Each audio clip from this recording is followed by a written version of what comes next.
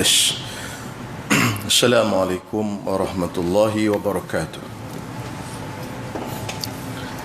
Bismillahirrahmanirrahim. Alhamdulillahi rabbil alamin. Wassalatu wassalamu ala ashrafil anbiya'i wal mursalin, Nabiyyina Muhammadin wa ala alihi wa ashabihi ajma'in. Rabbi shrah li sadri wa yassir li amri wahlul 'uqdatam min lisani yafqahu qawli. Subhanaka la ilma lana illa ma 'allamtana innaka antal alimul hakim. Wa la hawla wa la quwwata illa billahil aliyyil azim. Amma ba'd.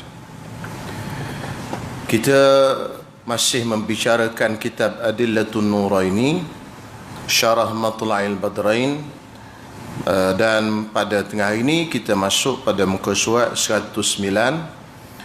Jadi tuan-tuan semua, kita bincang tentang perkara ataupun syarat sah sembahyang, dan kita masuk kepada perkara yang berkaitan dengan menutup aurat. Jadi sambungan pada kuliah yang sebelum ini, kata pengarang rahimahullahu ta'ala wa nafa'ana bi ulumihi wa bi barakatihi fid daraini amin.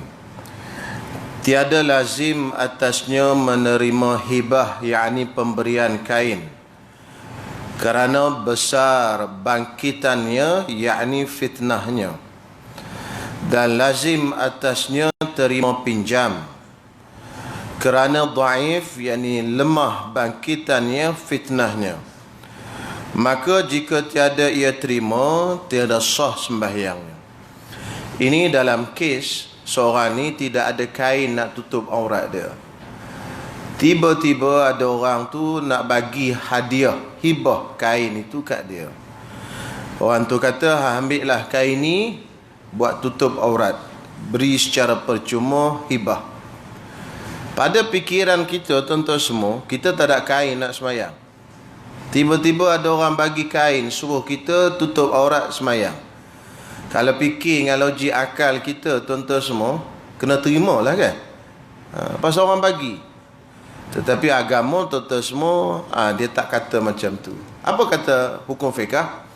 Kata dia tidak wajib kita terima. Nak terima boleh, tapi tak wajib. Maknanya, kalau dia kata tak apalah, saya semayang keadaan bogel pun tak apa, semayangnya tetap sah. Jadi maknanya dia tak ada kain sekarang.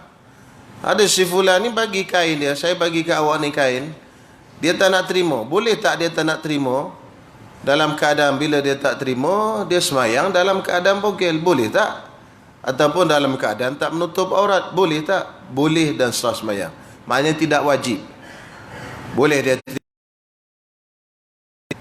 Soalannya, kenapa hukum tu begitu? Lalu dia disebut di sini sebab bagi hukum begitu kerana besar bangkitannya, ungkitannya ataupun fitnah pada kemudian hari. Kenapa?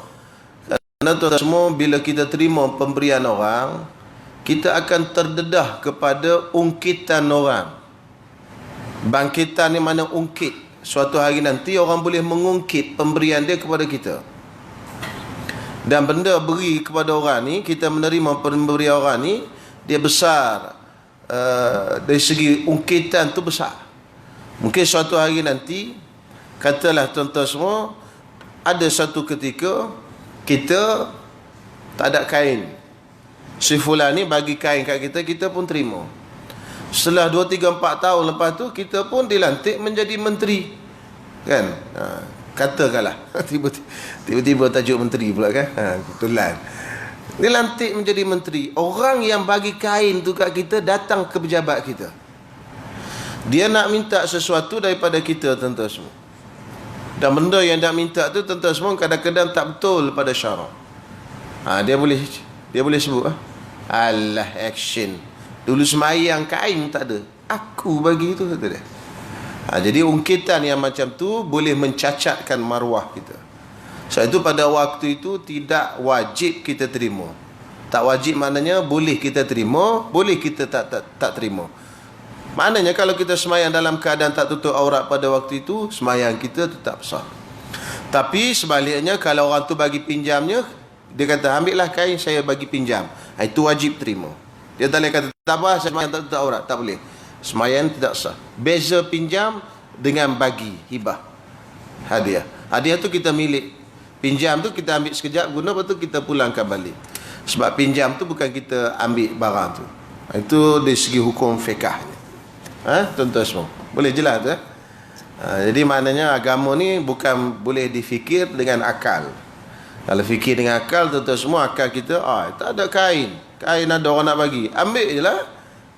Tapi agama tidak kira begitu. Banyak lagi perincian dia. Dan wajib pula menutup aurat daripada manusia selain daripada sembahyang. Okey, dia panggil masalah istitradiyah kalau kita belajar kitab.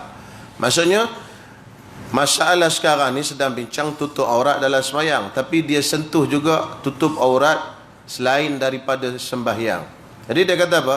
Wajib pula menutup aurat daripada manusia selain daripada sembahyang. Maknanya lain daripada sembahyang. Kita harian macam ni bukan sembahyang ni, kita pun wajib tutup aurat daripada manusia juga. Ada had aurat dan batasan tertentu yang wajib kita tutup. Jadi masalah tutup aurat ada dua permasalahan ataupun ada dua cabang. Cabang yang pertama, tutup aurat ketika sembahyang. Cabang yang kedua, tutup aurat di hadapan manusia. Okey? Dan dia berbeza sedikit hukum. Berbeza sedikit hukumnya. Antara perbezaannya, contoh pakaian wanita untuk menutup aurat dalam sembahyang, yang penting menutup warna kulit. Sahlah sembahyang. Warna kulit tertutup, sah sembahyang. Ketat itu bab lain. Untuk sah sembahyang, sah. Tutup aurat dari segi syarat sah sembahyang. Untuk jadikan sembahyang itu sah. Jadi tak timbul masalah dia nak pakai baju ketat ataupun dia pakai telekung likra ke apa, tidak timbul persoalan itu. Kenapa? Kerana tutup aurat untuk sahkan solat, yang penting tutup warna kulit. Tetapi yang tutup aurat yang kita nak baca sekarang ni, tutup aurat selain daripada sembahyang, iaitu di hadapan manusia, itu berbeza. Selagi mana masih ada fitnah, perempuan itu pakaiannya boleh mendatangkan fitnah, maka itu belum lagi dinamakan menutup aurat di hadapan manusia. Pakaian yang ketat, pakaian yang jarang, pakaian yang berwarna-warni, berhias dan sebagainya, benda itu belum lagi dinamakan menutup aurat. Baik. Jadi dia kata wajib pula menutup aurat daripada manusia selain daripada sembahyang. Dan jika di dalam khalwat, yakni tempat sunyi, jika di dalam kelam, yakni gelap sekalipun, walaupun kita di dalam tempat sunyi, dalam bilik kita, dan bilik kita tu kita tutup lampu, gelap gelita, wajib juga tutup aurat. Apa aurat kita ketika bersendirian? Iaitu auratnya, iaitu di antara pusat laki, iaitu dua kemaluan, dubur dan kubul. Dua tu kena tutup. Maknanya walaupun kita duduk sorang-sorang dalam bilik, tak boleh tak pakai apa-apa. Dua tu, kubul dan dubur, kena tutup. Melainkan ada hajat, kita nak mandi ke, kita nak basuh berak ke apa sebagainya, bolehlah dibuka. Tak ada hajat apa-apa, dua benda itu kena ditutup ketika kita berseorangan. Perempuan ketika dia berseorangan, antara pusat dan lutut. InsyaAllah nanti akan disebut di belakang nanti had ataupun batasan aurat. Baik, seterusnya, melainkan kerana hajat, melainkan boleh buka aurat tadi ketika kita duduk seorang, yang lakinya kubul dan dubur, yang perempuannya antara pusat dengan lutut, boleh dibuka had itu melainkan kerana hajat. Ada hajat, yang ni keperluan. Misalnya seperti kerana mandi, dia nak mandi, bolehlah dibukakan di antara apa benda kubul dan dubur tadi. Maknanya mandi bogel tu tak ada masalah, boleh. Ada ulama yang mengatakan boleh kerana ada hajat. Walaupun yang afdalnya mandi itu dalam keadaan pakai kain basah lah, kan. Sebab itu yang terbaik. Tapi kalau kita buka semua tak pakai apa, orang selalu tanya, ustaz boleh tak mandi bogel? Kan? Pasal ini majoriti tak ada kain basah. Rumah tuan-tuan ada kain basahan? Senyap ni macam tak ada kot. Kan? Jarang rumah ada orang pakai kain basahan sekarang ni. Jadi biasa majoriti kita rumah kebanyakan hari ni mandi dalam keadaan bogel. Jadi masalah boleh ke tak boleh, itu persoalannya. Kalau tidak ada hajat tak boleh. Sebab wajib ditutup dua kemaluan tadi, dubur dan kubul. Tetapi hajat kita nak mandi, ada keperluan mandi, kita buka. Yang wajib ditutup ketika kita berseorangan. Ini dibenarkan. Okey? Dan kerana bersejuk-sejuk ataupun panas, bilik kita tu panas sangat, tak boleh pakai, minta maaf, surah dalam pun panas lagi. Itu had yang wajib ditutup ketika kita berseorangan, kubur dan dubur. Tapi panas lagi rumah kita tu. Panas sungguh rumah dia ni. Pakai itu pun panas lagi. Jadi dibukakan kawasan itu pun dikira termasuk dalam keadaan hajat dan umpamanya, dan macam-macam lagi lah, nak istinja, nak basuh berak, nak basuh kencing dan sebagainya, boleh dibukakan ada hajat dan keperluan.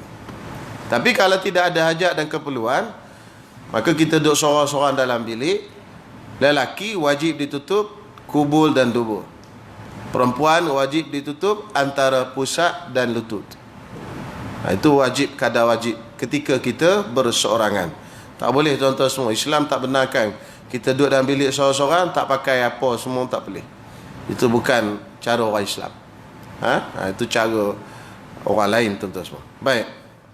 Maka harus membuka aurat di dalam khalwat. Di dalam khalwat maksudnya dalam khalwat. Khalwat ni mana ketika kita duduk seorang. Bukan berkhalwat dengan perempuan ni. Lain ni. Betul, kitab ni dia salah baca, salah hukum tuan-tuan semua.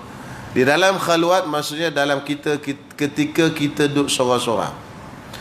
Bagi sekurang-kurang hajat, bagi paling minima ada keperluan pun boleh buka dah. Macam mandi tadi. Mandi tu ada keperluan, tapi dia keperluan minima aja, boleh dipakai kain basah sepatutnya, tapi boleh dah dibuka. Maknanya sekurang-kurang hajat, paling minima ada hajat, boleh dah dibuka aurat yang wajib kita tutup ketika berseorangan. Walaupun boleh dibuka, tetapi makruh melihat aurat diri jika bukan kerana hajat. Jadi kalau walaupun boleh dibuka mandi tadi, tapi makruh kita duk tengok kat kemaluan tu tadi, tak ada apa-apa hajat. Kalau ada hajat tak apalah tuan-tuan semua. Kan? Macam maaflah tuan-tuan semua, nak buat contoh nak bagi mudah faham. Pagi-pagi nak pergi ke kerja, masuk bilik air, duduk atas mangkuk tu, kan, duduk sambil duduk tengok telefon. Setengah yang bawa telefon tu, dia bawa telefon, dia tengok telefon. Dah habis tengok telefon, tak kat tepi, dia tengok pula kat kemaluan dia pula, tengok, dia renung natal tu. Hukumnya tak boleh, makruh. Tak ada hajat apa merenung ke benda tu. Tu. Macam-macam hal orang ni. Okey. Tuan-tuan janganlah bawa telefon masuk bilik air. Kalau bilik air office tu memang kena bawa masuk lah. Tinggal kat luar, hilang telefon. Di rumah, buat apa tuan-tuan nak masuk ke bilik air? Pertama, bila kita masuk bilik air, bawa telefon, lama duduk dalam bilik air. Itu pun makruh. Tempat syaitan kan, duduk lama-lama buat apa? Kemudian bila buka tu, kadang-kadang apa yang kita buka tu ada ilmu. Kita buka Facebook, ada ustaz tulis tentang hukum, kita membaca, kita tak sedar sambil kita baca tu, sambil kita melepas. Nak berkat macam mana ilmu yang kita cari tu semua. Tinggallah telefon kat luar. Takut ustaz, takut bini buka. Itu ada masalah tu. Itu ada masalah lain. Baik, kita lihat muka surat 110. Itu berulang tuan-tuan semua. Muka surat 110 kat atas tu ulangan. Dua perenggan kat atas tu ulangan daripada muka surat 109. Baik, kita terus pada ta'rif aurat. Dia salah cetak, dia berulang. Bermula aurat lelaki itu, aurat lelaki ni ada beberapa bahagian. Yang pertama, antara pusat dan lutut. Aurat yang pertama, aurat di antara pusat dan lutut. Itu bahagian yang pertama. Maksudnya wajib ditutup antara pusat dan lutut. Bila itu? Pada sembahyang. Itu satu, ketika kita sembahyang. Wajib ditutup antara pusat dan lutut. Itu sekurang-kurang paling minimal ketika kita sembahyang. Tetapi kalau kita ada pakaian yang lain, makruh kita tutup aurat sekadar itu saja. Sebab Nabi larang kita sembahyang tidak ada sesuatu di atas bahu kita. Maksudnya kita tak pakai baju. Kan baju ni di atas bahu. Jadi pakai, contohnya tuan-tuan sembahyang pakai tuala. Tuala tu tutup dah antara pusat ke lutut. Dari sudut hukum sah dah sembahyang tu. Cuma buruk benar tengoknya. Nak menghadap Allah Ta'ala lagu tu kerja. Nak menghadap imam masjid pun tak sesuai pakai kain tawul. Kan? Kalau tuan-tuan lagi minta borang nikah, Mam, nak borang nikah tu imam, pergi jumpa tu imam pakai tawul gitu. Memang tu imam suruh balik kan tak? Apatah lagi kita nak menghadap Allah Subhanahu Wa Ta'ala. Tetapi cerita hukum ni, cerita had paling minimal, kalau ada setakat tu sahlah. Yang kedua, pada segala lelaki, yakni sesama lelaki. Yang keduanya kena tutup aurat antara pusat dengan lutut ni ketika kita berada sesama lelaki. Tuan-tuan, kita sama-sama lelaki, tak boleh buka lebih daripada pusat dengan lutut, antara pusat ke lutut. Maknanya pakai short, pakai seluar pendek, tak boleh di hadapan sesama lelaki dengan lelaki. Hukumnya masih haram. Sebab sesama lelaki wajib ditutup antara pusat dan lutut. Tak kira lah lelaki itu sesiapa. Ayah kita ke, ataupun orang luar, anak lelaki kita ke, ataupun orang luar. Dan yang ketiganya, dan perempuan yang mahramnya. Perempuan yang mahramnya maksudnya perempuan yang haram kahwin dengan dia selama-lamanya. Misalnya mak kita, lelaki dengan mak kita, antara pusat dengan lutut wajib tutup. Lebih pada tu buka haram. Dengan anak perempuan kita, antara pusat dengan lutut wajib tutup. Lebih pada tu kita buka, hukumnya haram. Maknanya kita pakai seluar pendek di rumah. Ada anak kita, anak perempuan kita, ada mak kita, ada mak mertua kita. Itu semua tu mahram kita belaka. Hukumnya tetap haram. Ini kena ambil perhatian. Kadang-kadang kita buat maksiat pun dalam rumah kita, kita tak sedar. Ada orang pakai short, seluar pendek, nampak paha, duduk di rumah dia. Jadi tak boleh macam tu. Ini tiga benda ini wajib ditutup di antara pusat dan lutut. Iaitu pertama ketika sembahyang, yang kedua bersama ketika kita depan sama-sama lelaki, yang ketiga ketika kita berhadapan dengan perempuan yang mahram dengan kita, yakni yang haram kahwin dengan kita. Baik, yang kedua, adapun auratnya pada perempuan yang hilat, yakni yang sah kahwinnya, dipanggil perempuan hilat. Itu bahasa apa saya tak pastilah. Hilat, bahasa Arab dia panggil ajnabiyah, perempuan yang boleh kita nikah dengan dia. Maka sekalian badannya, sekalian tubuh kita. Okey, saya ulang balik. Adapun auratnya, aurat lelaki pada perempuan yang hilat, yakni di hadapan perempuan yang boleh bernikah dengannya, sekalian badannya, seluruh badan kita. Ini pendapat yang disebut oleh Imam Nawawi. Maknanya tuan-tuan, kita lelaki tak boleh kita petang-petang jalan tak pakai baju, walaupun tutup dah di antara pusat ke lutut. Sebab mungkin ada orang yang perempuan yang halal kita menikah dengan dia, yang bukan mahram kita, tengok kita, badan kita ni masih dikira aurat. Seluruh badan kita wajib ditutup di hadapan perempuan yang bukan mahram kita. Ini pendapat yang disebut oleh Imam Nawawi. Tetapi pendapat Imam Rafi'i, dia kata depan perempuan yang bukan mahram ni, ajnabiyah ni, auratnya antara pusat dengan lutut juga, sama. Jadi khilaf lah. Tetapi pendapat yang muktamad di sini, yang kuatnya di sisi Imam Nawawi, kena tutup seluruh badan. Dan inilah yang sesuai tuan-tuan semua, sebab perempuan pun sama macam kita juga. Sebagaimana kita lihat pada perempuan, kita ada keinginan, ada rasa syahwat, ada rasa syok, kata orang Kelantan. Orang perempuan pun sama juga, tuan-tuan semua, lihat kawan lelaki. Tiba-tiba kita dedah sebahagian besar daripada badan kita, berketul-ketul pula masuk gym, kan, body sado kan. Dia pun tengok, ada perasaan juga, cuma dia jenis pemalu je, kan. Dia tengok dengan hujung-hujung mata, gitu je lah. Tapi kalau kita orang lelaki ni kadang-kadang kurang malu sikit, tengok terang-terang, tengok, wow, kita pun itu sebab orang lelaki dia kurang malu. Gitu je. Maknanya pun tuan-tuan semua sama. Sebab manusia ni dibuat, lelaki dan perempuan ada syahwat masing-masing. Jadi wajib ditutup seluruh badan. Maknanya pakai seluar panjang, kain dan juga baju yang ada lengan. Itu wajib ditutup di hadapan perempuan yang bukan mahram kita. Habis, selesai.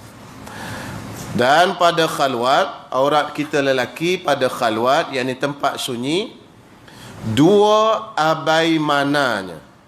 Tu pun tak tahu bahasa apa. Dua abai mana, yakni dua kemaluannya. Kubul dan dubur. Maksudnya kita duduk dalam bilik seorang-seorang. Dalam bilik kita seorang-seorang. Yang wajib kita tutup kubul dan dubur. Ini lelaki. Tak boleh all out. Kan? Tak boleh, tak ada apa sesurat benam pun di badan, tak boleh. Walaupun kita kata, Allah Ustaz, siapa ada tengok? Memanglah tak ada siapa tengok dalam bilik. Tapi syaitan kejap je datang. Weh, sama sendiri pun boleh lawan, kata dia. Kan? Faham tak? Kata faham tak tahulah, saya cakap bahasa kiasan. Syaitan kata sama sendiri pun boleh lawan, kata dia. Itu datang time tu, tentu semua syaitan datang. Tama-tama yang tak berkahwin, kan. Sebab tu ada hukum khusus, nama dia istimna, kan. Minta maaf tuan-tuan, bab fiqh ni begitulah. Cerita dia banyak juga bab-bab berkaitan dengan istimna. Maknanya beronani. Apa hukumnya? Haram tuan-tuan semua. Termasuk dalam dosa. Tidak ada ulama yang mengatakan harus. Cuma adalah satu pendapat Imam Ahmad, dia kata harus. Tapi ada syarat jugalah tuan-tuan semua. Bukan kata harus begitu, ada syarat. Syarat tak boleh itu, tak boleh ini. Tapi hukumnya kita kata boleh kata sepakat ulama. Kan? La'anallahu nakiha yadihi. Allah Taala melaknat orang yang menikahi tangannya sendiri. Jadi bila bogel gitu, tak ada apa-apa, syaitan dia datang, dia bisik kat telinga. Apa lagi, kata dia, siapa nak tengok? Tambah pula dicampur dengan hari ni tuan-tuan semua, internet di hujung jari, kan. Allah waliyazubillah. Tapi yang depan saya ni alhamdulillah rasanya semua dah menikah belaka. Mudah-mudahan terselamat daripada musibah itu, insya-Allah. Kahwin awal lah tuan-tuan semua. Selamat. Satu anak-anak dara ni dikahwinkan awal. Antara benda yang digalakkan awal, bersegera mengahwinkan anak dara dan juga anak teruna awal, supaya tak terjebak dengan benda-benda begini. Baik, maka hasilnya, kesimpulannya, bagi lelaki itu 3 aurat. Ada 3. Pertama, antara pusat dengan lutut. Yang kedua, iaitu dia seluruh badan. Pertama, antara pusat dengan lutut. Yang kedua, seluruh badan. Dan yang ketiga, dua abai mananya, dua kemaluan. Itu 3 aurat. Jadi aurat yang pertama, di antara pusat dengan lutut ada 3 tempat dalam semayang. Depan sama-sama lelaki dan depan mahram, perempuan mahram. Yang kedua, seluruh badan, itu depan perempuan yang bukan mahram. Yang ketiga, 2 kubul dan dubur, 2 abai mana bahasanya, itu ketika bersendirian di dalam bilik dan sebagainya, tak ada orang. 3 aurat lelaki. Tuan-tuan kena hafal ni. Kat mana boleh buka, kat mana tak boleh buka. Duduk dekat rumah boleh ke? Walaupun itu anak perempuan kita, kita kata, alah, anak perempuan aku je. Pasal saya ada orang tanya, kata saya tak tahu. Suami saya ni, ustaz di rumah, dia pakai seluar dalam je. Anak perempuan ada, kan? Jadi macam mana ustaz? Di kuliah muslimat. Jadi tak boleh macam tu. Baik, seterusnya. Maka aurat sahaya. Sahaya ni saya baca lajulah. Pasal sahaya ni dah tak ada ini. Sahaya ni hamba. Ini tak ada hamba dah. Hamba ini habis di zaman Raja Khalid, Raja Abdul Aziz, Raja Saud, Raja Faisal, Raja Khalid raja keempat tak silap saya dalam raja-raja Arab Saudi. Masa Raja Khalid, King Khalid, dia beli semua hamba abdi di negara Arab dan dia bebaskan. Masa tu dah ada minyak. Tak silap saya gitulah cerita yang diceritakan oleh Tok Guru saya dulu. Dia belajar di Mekah lama, 15 tahun. Jadi dia kata zaman King Khalid ini dibeli hamba-hamba ni dan dibebaskan. Semoga Allah Ta'ala memberi rahmat kepadanya lah, dengan jasanya membebaskan semua hamba. Sejak itu tidak ada lagi hamba sampai ke hari ini. Yang ada kat rumah kita orang gaji itu bukan hamba. Hamba lain, hamba boleh dijual dibeli. Orang gaji rumah kita tak boleh jual beli. Hamba boleh disetubuhi, hamba kita. Orang gaji di rumah tak boleh. Tuan-tuan jangan buat pasal. Salah hukum, haram. Maka aurat sahaya hamba perempuan, dan jika mub'ad atau khunsa sekalipun, hamba mub'ah, hamba separuh. Saya pun tak urai lah, tuan-tuan tak ada dah hamba hari ni. Urai panjang-panjang pun tuan-tuan tak faham, tak boleh nak praktik sangat pun.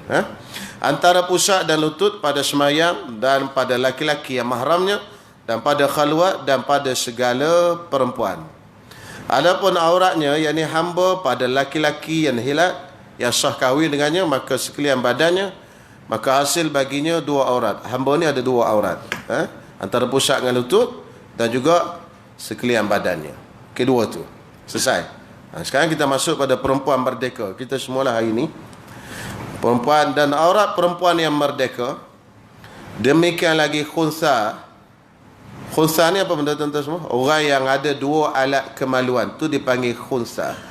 Orang yang ada kemaluan lelaki tapi dipotong, buang jadi perempuan, itu bukan khunsa, itu mukhannas nama dia. Mukhannas, Melayu panggil pondan. Khunsa ni dia ada dua alat, laki pun dia ada, perempuan dia ada. Lahir dia memang macam tu, ada dua. Lalu kita tak pasti dia laki ke perempuan. Jadi hukumnya kena ambil hak berat-berat. Aurat laki dengan perempuan mana lebih berat? Lebih berat aurat perempuan, maka ambil aurat perempuan. Begitu kaedah dia. Sehinggalah dia jelas dia ni laki ke perempuan. Dia akan ada satu masa dia akan jelas.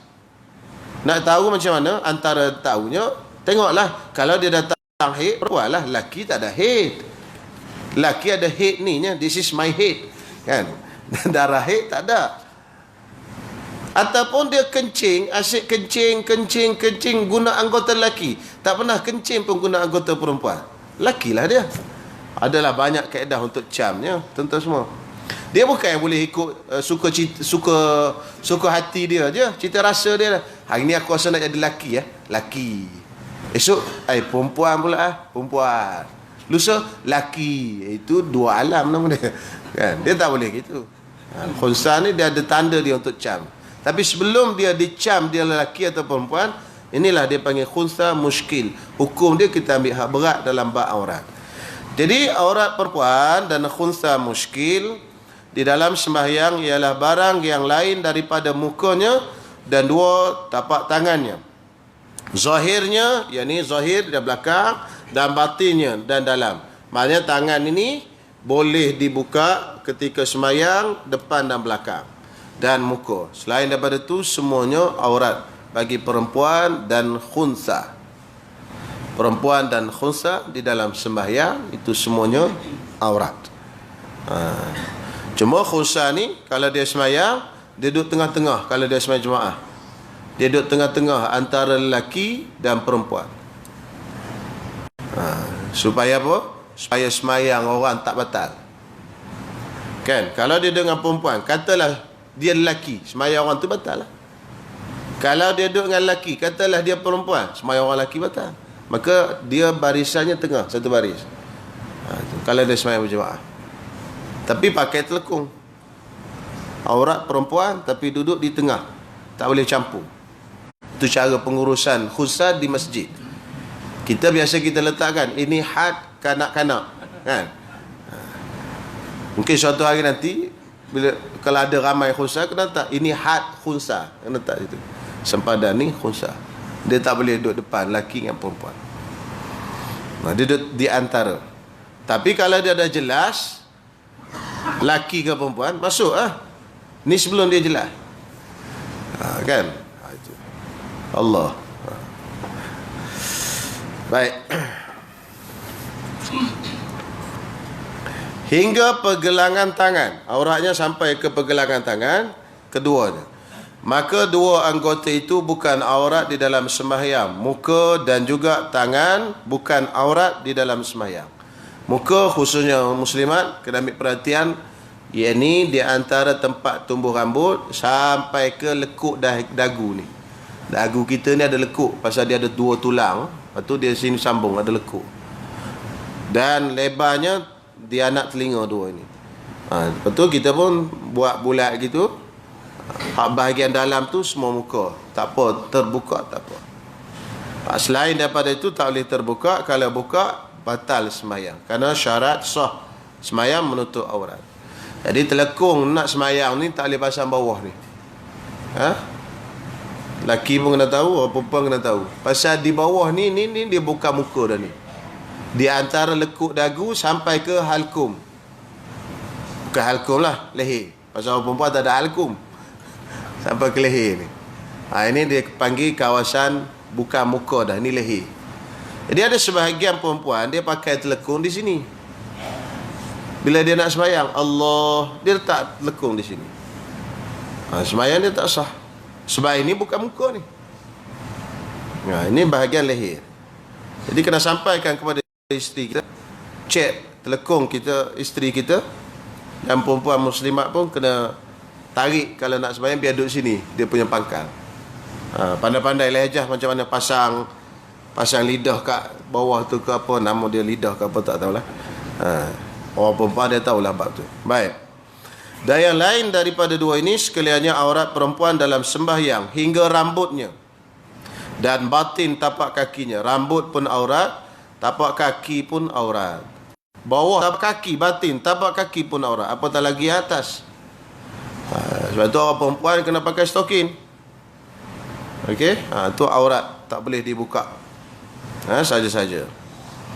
Tetapi memadai, yakni sah menutup tapak kakinya dengan bumi, yakni lantai pada ketika berdiri. Ini masalah payah belakang ni. Tapi ulama fiqh ni sebut, katalah dia ni pakai stokin berlubang, kena gigit kat tikus. Dia sembahyang pakai kain biasa, baju kurung, pakai stoking. Stoking dia tembus kat bawah tapak kaki tu. Masa dia berdiri, Allahu Akbar, masa tu sah lah sembahyang dia pasal tak nampak. Tapi masa sujud kan lipat kaki kan, nampak lah stoking dia tembus tadi. Tak sah lah. Jadi dia kata setakat berdiri tadi sah. Lepas tu nak sujud macam mana? Kan? Takkan nak cakap sebelah, nanti tampal bawah aku sujud. Itu benda yang susah yang disebut oleh ulama fiqh. Tapi disebut, maka jika zahir tapak kakinya atau tumitnya pada ketika rukuknya atau sujudnya, batal sembahyangnya. Masa berdiri tadi tak batal lah.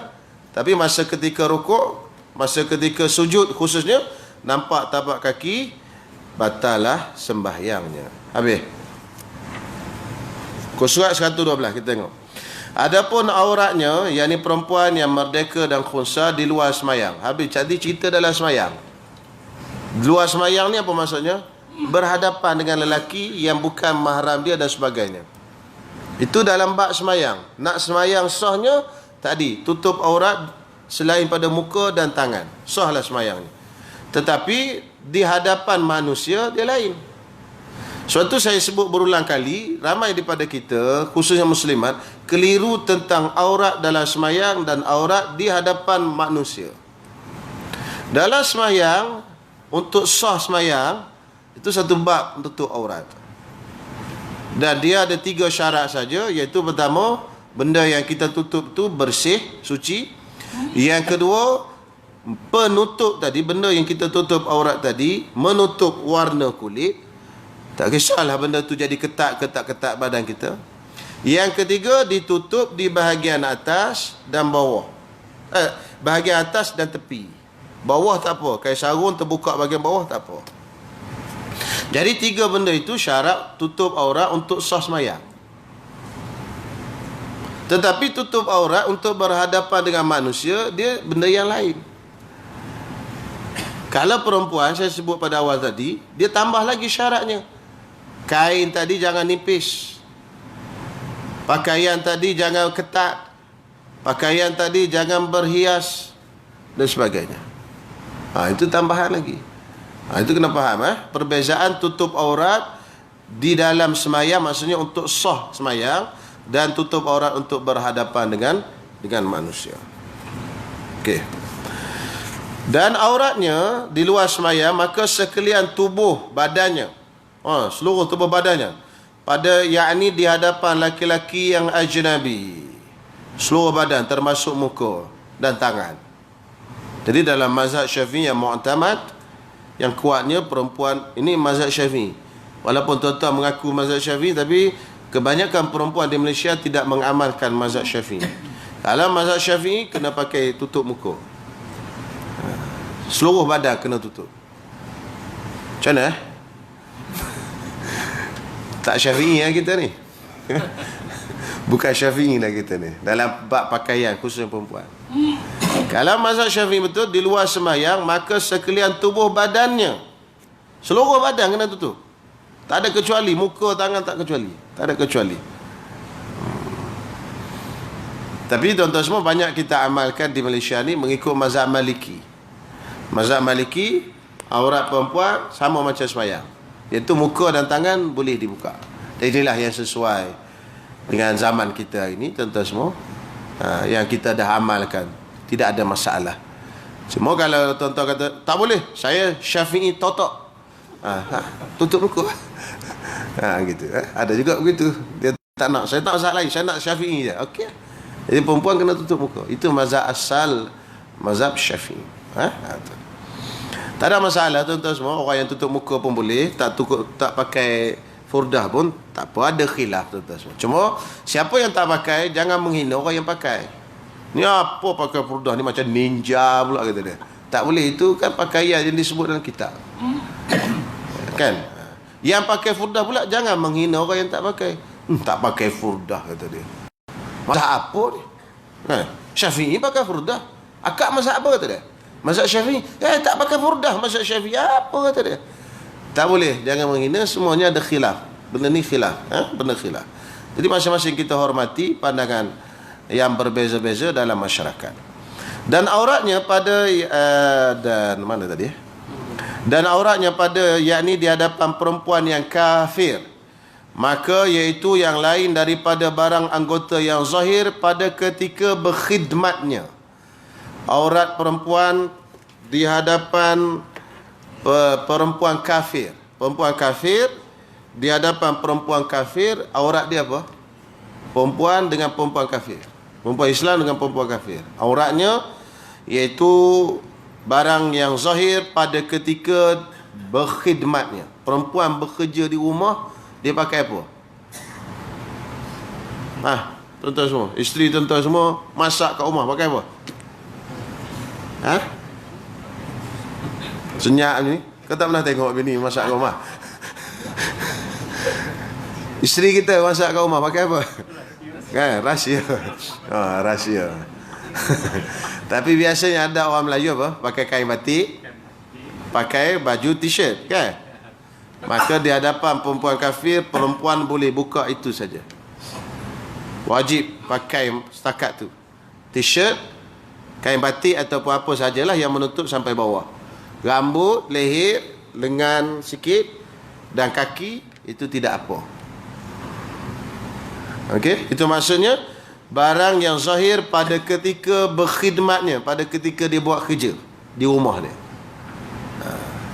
Habis tu saya dengar ustaz, orang kata kita perempuan Islam dengan perempuan kafir macam depan lelaki, tak boleh buka apa langsung. Itu pendapat kedua dalam mazhab Syafi'i, pendapat yang lemah. Pendapat kedua. Ada juga pendapat macam tu. Memang betul. Ada pendapat macam tu. Kalau mengikut pendapat kedua ini, perempuan tak boleh langsung masuk salon ke apa yang diguntingnya, tukang guntingnya perempuan kafir. Pasal kena tutup macam tutup depan lelaki. Tetapi kalau mengikut pendapat ini, yang muktamad ini, kalau setakat gunting rambut, boleh. Tapi lebih pada tu, nak urut, nak spa, nak apa, ada tak boleh. Melainkan kalau kita sakit. Spa ni sakit ke tak sakit? Tak, kita sakit ke kita pergi spa tu? Memanglah kalau dia ada spa tu, kita sakit, kena tekan urut. Tapi kita sakit ke masa kita pergi tu? Tak kan? Bukan perubatan lah. Dia masuk dalam aksesori. Kalau perubatan tu tempat lain. Jadi nak urut, nak apa saja tu tak boleh. Badan kita tak boleh. Pasal lebih pada had yang wajib ditutup. Ini kena faham muslimat. Jadi masuk salon yang tukar potong rambut itu orang perempuan kafirah, itu boleh mengikut pendapat muktamad dalam mazhab Syafi'i. Walaupun yang terbaik untuk keluar daripada khilaf, kita carilah perempuan yang Islam.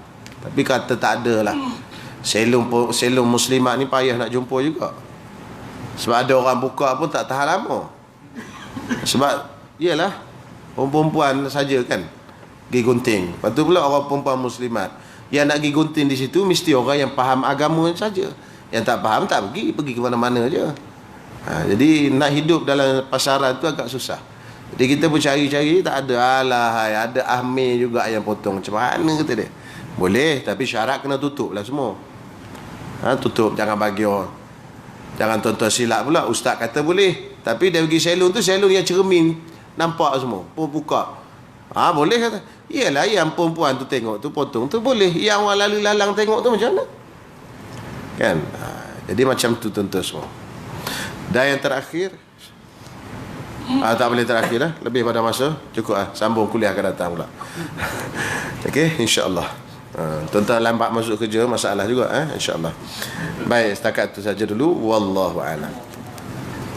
Bismillahirrahmanirrahim. Alhamdulillahirabbil alamin wassalatu wassalamu ala asyrafil anbiya'i wal mursalin wa ala alihi washabbihi ajmain. Rabbana taqabbal minna innaka antas samiul alim wa tub alaina innaka antat tawwabur rahim.